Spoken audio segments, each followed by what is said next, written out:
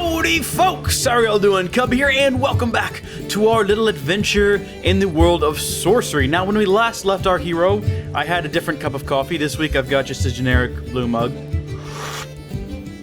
Which is delish, and keeps me fueled up for these adventures. We are currently in the city of, I think, Kristatanti. You walk into the village, young hill dwellers pass you and stare at your strange clothing. You nod back respectfully. Let's look at the people. Let's investigate them. Let's see what's going on with their attire, with their facial expressions. If they look really scared, we'll know that there's a bunch of vampires running around the city. Your own attire is rough by comparison to your... their own attire is rough in comparison to your gear. They wear their hair long, but piled up on their heads. These people are ghastly poor. The village is like a ghost town, here on the knife edge of the backlands. Review... So we can go rest at an inn, or we can go take in an alehouse. Now, I say we take in an alehouse. Reason being this. There's always men at the alehouse who have been, like, paying attention to the world. They know what's going on. Maybe we can get some... Oh, good gosh. Look at these people. Maybe we can get some information from them, though, right? So, walking down the single road, you quickly find a hut with its front covering piled wide open with a smell of... What? Oh, good grief. Walking down the single road, you quickly find a hut with its front covering pulled wide open and the smell of brewed beer coming from inside. You go in. Several hill dwellers are there here, talking gruffly. When you enter, they watch you with understandable caution. Look at these people. Ugh, are they human? Is like hill dwellers a species? I don't even know. The owner of the hut comes over to you. "Welcome to Kristatanti," he declares. "What do you want?" Greet the owner. "An evening's rest and a drink to wet my throat," you reply. "Ale is 1 gold piece," he answers. "Please sit." You go over to a table where the hill dwellers are. We can sit with the young folks, or we can sit with the old folks. I think we're gonna go with wisdom. Let's sit with the old man. You turn your attention to the oldest man at the table. Whatever face he once had is lost in a labyrinth of wrinkles, and his skin is the color of tanned hide from a lifetime in the beating sun. "Greetings, old man." He raises his mug in salute. "Stranger?" His face is gravelly, like the dusty dirt and lines of the street of his town. "Where are you from?" "I come from Analand." He nods. "Not many has crossed through Catapony Gate. In either direction, if you know what I'm saying." "I don't, but we're gonna lie. We're gonna say I understand you." He grins and picks his teeth with a fingernail. "They say there's war coming. Something to do with the crown." Am I going too far with the whole acting thing? I might be. A crown? "A crown of the kings. They say it's how a leader leads. Without the crown on your head, no one will follow you. The crown can raise an army from the farmyard or command a population to walk into the sea." He shakes his head. "Sounds like a bad idea if you ask me, but if someone's got to read it, I'd rather they be in Analand than Mampang." Why does everyone say Mampang like that? I don't even get it. You sip your beer. Use our imaginations here. It's coffee, but, you know. Premium. Very premium coffee. The old man exchanges glances with the younger man sitting opposite to him. So we can talk to the young man or ask the old man about the area. I say we do that. "Can you tell me something about the region?" "Kristatanti? Certainly. I'll tell you that around here we're always glad to help out strangers." "Tell me what lies beyond the town." "On Kristatanti there are 2 paths. One takes you past Aliana's home, and you will need your wits about you if she's there. The other leads you to the hills and Liaki, domain of the Great Ones. Either way you choose. I wish you luck of Sindla on your journey." "Who is Sindla?" "God of hopeless causes!" The crowd in the inn is starting to thin out. You finish your beer in a single draught and get to your feet. You make to leave the inn. The owner stops you holding out a hand. Pay him a gold piece. You pay him his gold piece and step out into the street. You look this way and that, trying to decide what to do next, when you realize the old man has joined you once more. He grabs your shoulder and presses a fruit into your hand. "Bomba!" he declares, through fermented breath. "I grew them myself, good for the stomach." He pats your belly and walks away, swaying slightly. Think I might miss that old man, he's been fun. You turn the old man's gift over in your hands. It is a thick, rinded fruit that keeps well and will be highly nourishing when you decide to eat it. Its only drawback is its incredible weight. So I imagine I'm standing there in the street just tossing it from hand to hand thinking, Yeah, I could use this as a weapon. it is now evening and time to sleep. So we can sleep at an inn or we can sleep outside. Personally, I think we're down to 6 gold. We should probably just sleep outside. Might be for the best. The cover of the forest is dark and the ground is thick with fallen branches, mud, and briar. You walk for nearly an hour more, and then you pass a large tree atop a great fist of curling roots. It is a perfect spot to sleep. Let's eat something, because we're... Oh, wow. Gratefully, you open your pack and pull out the old man's nourishing bamba fruit. Well, it's a good thing we got that. You feel much better and more ready for the long watches of the night. You settle down to sleep. It will not be an uninterrupted night out here under the stars, surrounded by beasts, but you will feel a little better for it. Sleep. And we've regained more stamina from our night's rest. Your dreams are vivid once again. You're walking endlessly, the hills moving up and down around your feet like a rippling sea. Every step exhausts you, but no step moves you forward. Meanwhile, a tall black creature strides towards you, wraithed in a foul-smelling smoke. In the distance, a deep voice is booming with laughter. The long, cruel fingers of one hand are curled around the metal frame of a crown, and with the other, he beckons you forward, as if into a trap. Dun dun dun! We're going back to Kristatanti so we can go beyond Kristatanti. You wake early and sit for a moment, in no great hurry to leave this place where you have lingered so long. We've been here like a night. We haven't lingered there that long. I mean, we lingered for a night just outside the headhunter's place, and I didn't feel bad about moving on from there.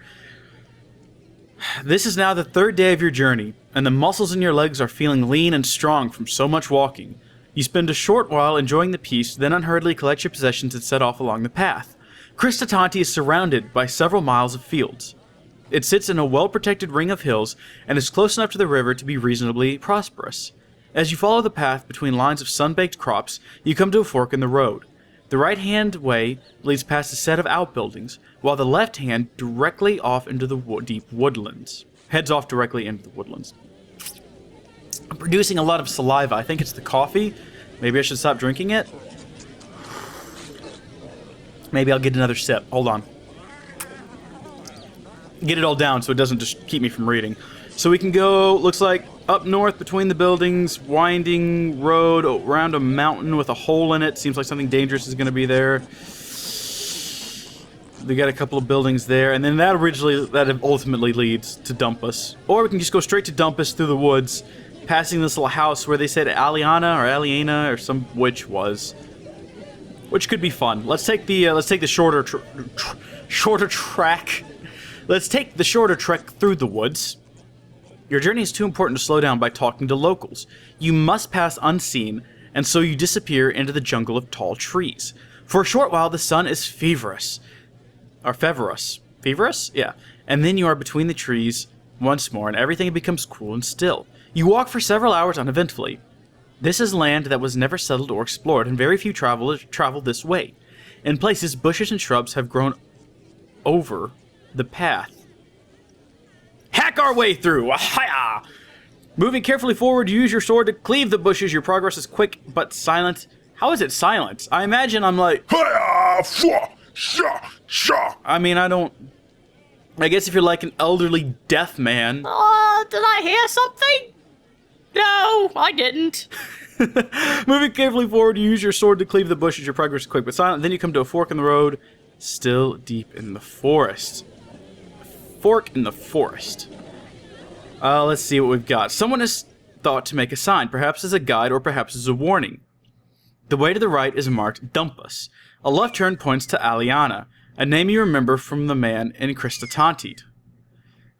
Neither way seems the better trod. You'll have to choose. I'm one for danger and adventure. We went and we looked at some cliffs. Might as well continue that adventure to Aliana. Who knows, maybe she'll have like the second part of a riddle for me or something. The path winds between trees that get greener and more lush. You must be closer to the... Oh, someone's texting. You must be closer to the river here, although you cannot hear the water. After about half an hour's walk through the dappled shades, you come across a well-built hut. Flowers decorate its walls, and the door has been painted with ornate designs. The path ends here. Let's scout around it. You perform a swift circuit around the hut, but find nothing unusual or concerning. It seems to be what it is, a hut set by itself deep in the forest. But for someone to survive out here, on their own, surrounded by the beasts of the jungle, they must be someone quite powerful. Knock on the door. You approach the door and knock. There's no reply. Let's just go in. We're adventurers. We have a sword. We can catch things on fire, apparently, although I don't think we've used that spell yet. You push open the door and stride inside. Of course we do. We stride in, bold adventurers. The hut is neatly laid out. You detect the touch of a fastidious woman. Chairs are set around the table, as if for guests. The mattress lies in one corner, and a large kitchen area indicates that whoever lives here, they are fond of cooking. We could start just taking stuff. Let's call out. Hello? Is there anybody here? To your surprise, a voice answers quickly. Who's there? Who's that? Locate the speaker. Looking into a corner hidden by a large cupboard, you see a cage in which a young woman is imprisoned. Woman. Good stranger, she pleads. Let me out of this cage, I beg you. What happened to you? Oh, good stranger, I have been locked in here for 2 days. It was the Elvins that did it. Those mischievous, prankful Elvins. Please, you must help me. I have not eaten, and they have left me here, where I cannot get to all my cooking things. Oh, wait. I can see all my cooking things, but I cannot reach them. Man, that's a really weird thing to say. They left me here where I can see my utensils for cooking, I just can't reach them. I mean... Okay, yeah, we'll let her out. We're good guys! Remember earlier, when we got that riddle from the woman with the thread and she gave us a piece of hair in Dadule? She told us we'd get to a point where we had to choose a selfish or a selfless path. By helping her, maybe we're choosing the selfless path? I don't know. Going over to the cage, you try the door. It is locked, of course. Try an item from your pack. The woman watches as you open your pack. So, oh yeah, we have a silver key. You slip the silver key from around your neck and try it in the lock, but it is far too small. You put the key away once more. Let's try another item. Beeswax is not going to do us any good. Let's just break it. You draw your sword, placing the tip against the lock. You attempt to pry it open. The lock is hard and rusted, and your first attempt to force it fails, succeeding only in permanently damaging the edge of your sword. Another try will certainly weaken it further. The woman looks at you with despair in her eyes. Please, try once more. I can't say no to that. Try again. It's a hard decision. Your weapon is your survival, but finally you nod your head. Very well, I will try once more. You feel her willing you to succeed, and as you place the blade against the lock, stand back and try to lever it free. Open the lock. You will it to snap. The blade bends, the metal bands of the lock strain, then snap! The lock comes cleanly away. The woman clasps her hands in delight, and when the door opens, she rushes out and throws her arm around you before backing off a pace and trying to regain her composure. Stranger, I am in your debt. Aliana will reward you. Will you take an aid in combat or mastery of magic? I need no reward beyond a kiss. Oh, no, give me magic powers. Very well. She rushes quickly over the wall and opens a panel you had not been seen before. She takes out a small box, which she places in your hands with a smile. No tricks, she says. All these things will aid you if you know how they are meant to be used. Open the box. You flip open the box. It contains a small vial of glue, a pair of strange-looking nose plugs, and 4 small pebbles. You pocket them and give back the empty box. The lady has been freed. It seems like there is nothing much more to do. It seems like there's nothing much more to keep you here and from your quest. Let's see if she'll feed me. Perhaps before I go, you begin. I may eat with you? If you can feed me? I have not had anything yet today. I have nothing. she replied with a sad shrug. The elven who locked me up took everything. May I don't really... Would you share my food? Oh, we can give her food! Yeah, why not? Would you share my food with me? She nods vigorously, and the two of you settle down at the table. It is a mockery of a family feast, and you carefully divide... As you carefully divide the quantity of your cheese and bread, trying not to lose any morsels into the cracks of the wood. She eats ravenously, as do you. Then finally you stand. I must be on my way, you tell her. I have many more miles to cover today. She nods. Of course, please, before you go. And she holds something out. It is a small bag of gold coins. We take it. We need the money. You snatch the bag from her. There are 7 gold pieces inside. And one more thing, She says. Moving around the table, she leans up to you and pecks you on the cheek, whispering, I am Alehouse the witch, and I have killed a good many men with my sorcery, but I choose not to kill you today. Go in peace. Then she steps back, and her face is as soft and peaceful as it ever was. Did you imagine her words? Almost certainly not. Time then to leave! You step quickly outside and retrace your steps to the Last Junction, where you take the path to Dumpus. How do you like them apples, boys? How do you like that? We go into the house, we find a lovely lady, we free her from a cage, we share our food with her, and what does she give us in return? Nose plugs, some gold, and a kiss, which is all an adventurer like me could hope for. You walk for several hours, following the twists and turns of the path through the trees. Then suddenly you stop. You have heard a noise up ahead. Something is moving around between the rocks at the edge of the path. Wait and look. You hang back, watching the trees. There's definitely something moving around, something large and long, with a tail that whips between the trees. But now that you have seen it, you are at a definite advantage. I say we attempt to creep around. I'm not really game to get into a fight right now. Yeah, let's creep around. The beast is off the path to the right, so if you creep through the tree line on the left, you may escape unnoticed. You try this tactic, moving slowly and carefully, making as little noise as possible, clearing the bushes with sweeps of your sword as before. After a few more yards, you decide you are far enough past the beast to rejoin the path, and you do so, breathing a sigh of relief. Thank goodness. I'm not in a fighting mood today, guys. I just think that we had a nice little stop in Kristatanti, had a nice little stop with a witch in the woods. I just want to have a nice little stop and dump this. I don't want to have to fight another skunk bear. Coffee's getting cold fast. The path winds a few more times around gigantic trees, thousands of years old, and then emerges onto a sudden plain. Mustache problems, as if the forest had been scooped away by a gigantic hand. A river trickles thinly between short grasses, and by its bank stands a tiny village. Where is this river? I don't see a river on the map. Like, there's a river way over here, which is where we're eventually headed. We're headed up to, Achaidh, which is in the second game. We'll get there eventually, guys. Otherwise, I don't see a village over here by Dumpus. Also, there's alternative ways to get to Dumpus, aren't there? Couldn't we have... Yeah, I think so.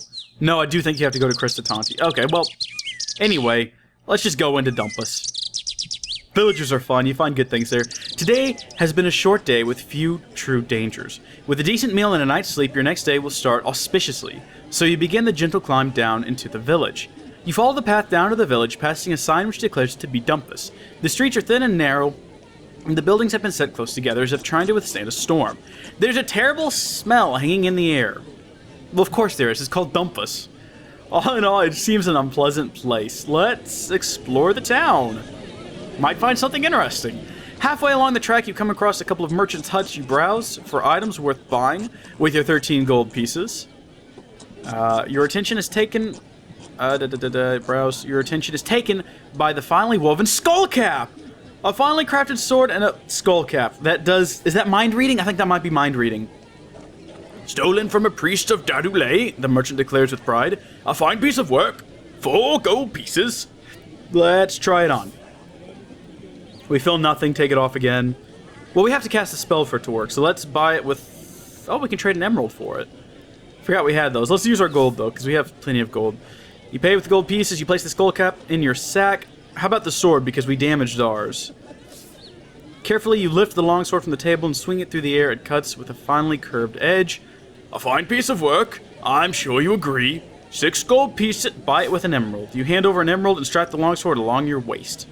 That's enough. Thank you for your time, kind merchant. Is there anything else you can help me with? Let's try to earn that money back. Is there any worth to be had here?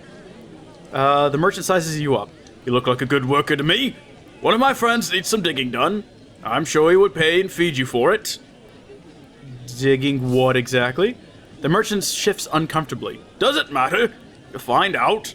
He stares at you. So? He asks. He looks over his shoulder at the path. I'm going that way now myself. You coming? Yeah, we could use some work, I guess. Let's go dig. Diggy, diggy hole, digging the hole. He leads you to a house in the edge of the village and introduces you to the householder, a stout man who's probably incapable of lifting a spade, let alone digging with it. What is it you need digging? It's probably going to be like a grave, isn't it? Caspit! Oh, pleasant! Outback needs digging. How much? Well, the man replies, it's pretty urgent. The whole one's overflowing. How much money? 3 gold pieces. I mean, that's like almost not even worth it, but I'll get started. Spades out back, he replies with a jerk of his thumb. You walk through the man's house into the back garden. The smell is terrible. The job is not just to dig a new caspit, but to dig over the old one. And it is going to be several hours' work that'll probably take the whole night. You collect the spade, which is stuck in the ground by the hole. So we can start digging or cast this spell. Let's see if we have like a diggy diggy dwarf spell. Maybe we could summon a dwarf to do the digging for us? That would be nice. What have we got? We've got... big. We can make ourselves bigger. Oh, heck yeah, let's do it. Okay. You cast the spell and wait for it to take effect. Then you feel the spade turn from a heavy tool to a mere toothpick in your hand as you swell to 3 times your usual size. You have the digging work done in barely any time, and we get 3 gold for it. You go back to the house and collect your money, 3 gold pieces. The grateful householder also provides you with some food, as well as space on the floor to rest for the remainder of the night. You settle down happily and are quickly asleep. How do you like that? So we used a little stamina to grow in size. It's a bit like magical steroids. And then we just dug a hole, got to sleep, got our rations back. It's been a good day. Hey, we got even more stamina! You dream strange dreams as you sleep. Your thoughts are dominated by the strange woman in the hut. In your mind, she has become younger and more beautiful than she truly was. It happens a lot. What can I say? Flowers seem to blossom from her hair as though she's grown from the earth herself. Overhead, you fancy you hear the flap of giant wings. The birdmen came for the crown! Perhaps before your journey is finished, they will come for you too. Well, that's weird. Let's leave Dumpus, and I think we'll probably call it here for today. We'll continue our adventure another time. You rise early, dismiss the attention of the householder, and head into the street. Within a few minutes of walking, you are out of Dumpus and back on the road. After another hour or so, the way branches, with one path heading up into the hills and the other turning downhill and along one side of the barren stony ridge. Is that a village you can make out on top of the hill? That seems a lonely place for it. I guess I'll have to choose which path we take next time. Until then, folks, thank you for watching and joining me in my adventure. I'm going to have to find something else to drink because I think that the coffee does weird things to the saliva glands in my throat. It makes my mouth water like nuts, and it makes reading difficult. But thank you guys for tuning in anyway. Just, wiping my eye. Nothing weird going on here. See you all next time. Bye.